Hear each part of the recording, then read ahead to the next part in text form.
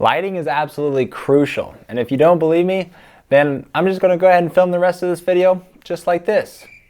No? Okay, well, let's fix that then. Ah, yes, this is much better. So I think like many people, when I was first starting out on YouTube, I was concerned about the camera specs, the new drone, filming in 4K. But when I saw my biggest increase in video quality, it was when I stopped focusing on that and when I started focusing on lighting. What's up guys, my name is Josiah Martin and today you're hanging out with the Alaskan Outsider. This channel is all about getting the most out of the video and photo gear I use while I'm outside exploring Alaska or creating small commercial projects. And today we're going to be talking about this Sandmarc Prolight Bi-Light Edition. And as I alluded to in the intro, lighting is absolutely crucial, so we're going to be talking about how this light can help you light your scenes more effectively. Ever since I first got this Prolight, I've had it in my camera bag ever since. Now, I haven't necessarily used it every single shoot, but because it is so small, lightweight, and portable, I can keep it in my camera bag for any situation where I might need it. The brightness on this little light is 1500 lux and it's got a CRI rating of over 95. And anything over 95 is really good enough for me. I mean, you can start getting up to 98, 99, but then you're starting to spend thousands of dollars on a light, and that's getting over my budget and most likely your budget too.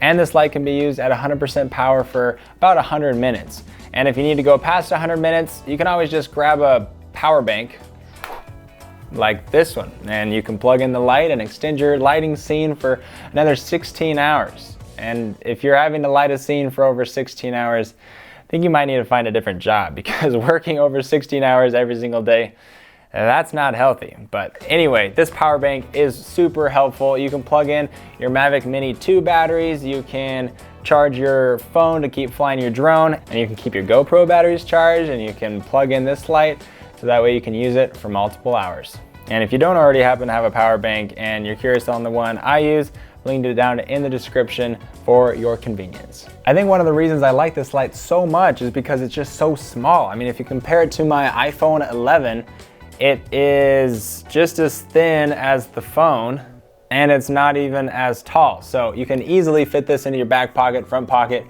or keep it in your camera bag, and it barely takes up any space at all. And there's also a small little LCD screen on the back which tells you how much battery you have left, the brightness, what Kelvin the light's currently at, and you can see the micro adjustments that you make as you toggle the switch back and forth. And having that bicolor is really actually pretty convenient, because sometimes you want your scenes to look nice and homey and warm. Like you can see my background, it has a lot of warmth in the background. But sometimes you might just want it to look like daylight coming through the window, and so you can change the Kelvin to 5500 and shine it right at you and it'll look like daylight. So anyway, those are some of the specs of this light and why I like it so much. And really, because it is so small, it's only limited to your imagination, all the different ways that you can use it. But to get you started, I'm gonna give you 3 ways that this light can help you light some of your upcoming video projects. The first is low light scenarios. So we've all been trying to make that vlog of us traveling from one place to the next, and it starts to get dark outside and we're losing light quickly. Well, you can pop this little LED panel on the top of your camera and keep vlogging with a nice little soft light coming off of it. And that is one thing that's nice about a panel, is that it is very soft light. In contrast to something like a Lume Cube, it's also very small and bright, but when you mount it on top of your camera and put it in at full blast, it's more like a spotlight shining right at you versus a nice soft fill light. So if you're in a dark car, dark room, or it's just dark outside, you can use this to help light your scene so people can actually see who's talking to them in the video. The second use that I really see utilizing this light is for product lighting. Now it's really nice when you're trying to achieve some really nice lighting on a certain product that you may be featuring. It's having a couple different light sources hitting your product at just the right angle, and something so small like this, you can either shine it right down from above, you can use it to kind of flash the light slowly over the product, or you could potentially just put this right behind the product to backlight it and create a nice rim. I was actually at a wedding not too long ago and they had this beautiful cake in this dark corner on a dark table. The cake really just blended into the background. So I popped this light right behind the cake and transformed this dark corner where you could really not even see that definition of the cake at all, to making the corner nice and bright and making the cake kind of pop off from the background. Some of those small things are what really sets filmmakers apart. If you look at some of the greatest YouTubers out there, it's that they're consistently doing the very small things very well. And if you're wanting to do some of those small things well, having a small light will help with that.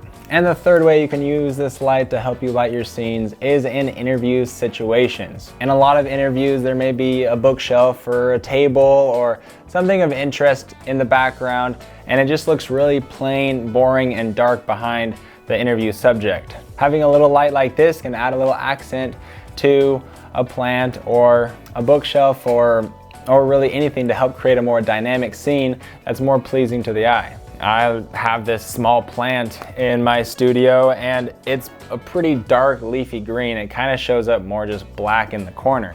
But I popped a little light on it to make it pop a little bit more, so that way you can see the plant a little bit better. And in a very small way, it makes the background that much more interesting.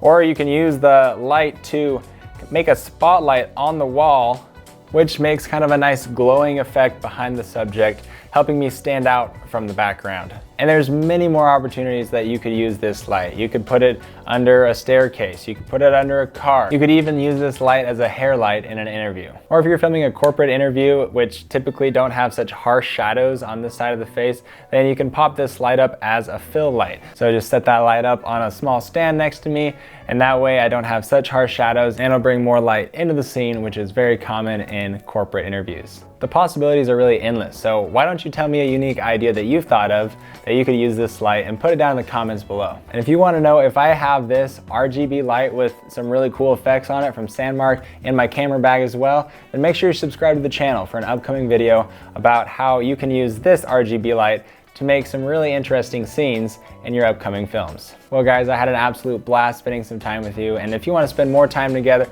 I invite you to join this community of outdoor enthusiasts. We love getting outside and putting our video gear to the test, making fun, awesome content, and exploring Alaska along the way. So make sure you subscribe to the channel, and we'll see you in the next video.